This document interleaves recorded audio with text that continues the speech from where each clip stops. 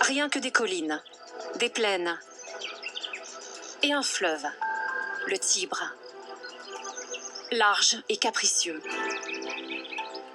Le berceau de Rome et de sa légende.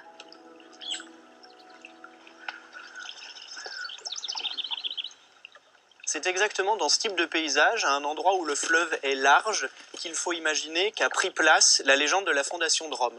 La légende de la fondation de Rome, ce sont les deux jumeaux, Romulus et Rémus, dans leur berceau qui est porté par une des grandes inondations d'hiver du Tibre, qui est déposé au pied du Palatin, à l'endroit même où la ville de Rome sera fondée. C'est ce qui fait que le Tibre est intimement lié à l'histoire de la fondation de Rome, à la ville de Rome et à toute son histoire dans le cours des siècles. Le site originel de Rome, le voici donc. Cette colline, des marécages et le Tibre.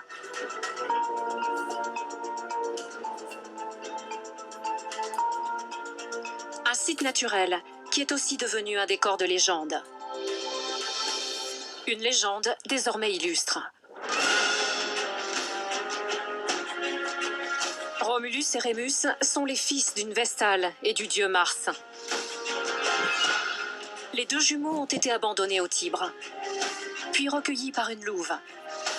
Elle les allaite et leur sauve la vie.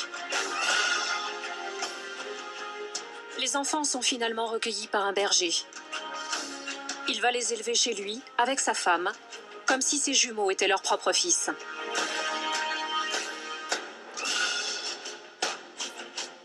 Devenu adulte, Romulus décide de fonder une ville nouvelle, près du Tibre. Il en trace les contours à l'aide d'une charrue. Mais il se querelle avec son frère et le tue. Romulus devient ainsi le premier roi de Rome.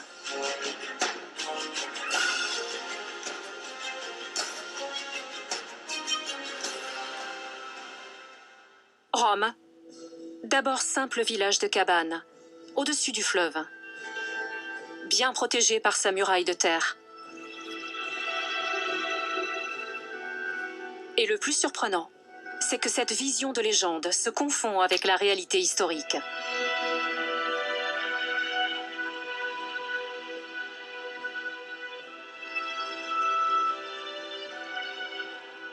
L'archéologie confirme dans une certaine mesure le récit de la fondation de Rome sur le Palatin par Romulus, puisqu'on a trouvé à cet endroit précisément des cabanes qui datent du 8e siècle avant notre ère, qui est la date légendaire admise par les Romains de la fondation de la ville.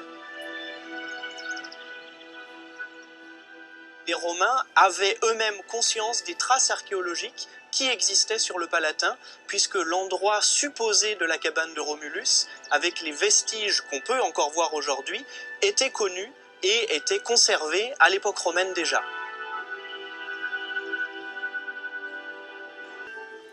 Regardez ces trous.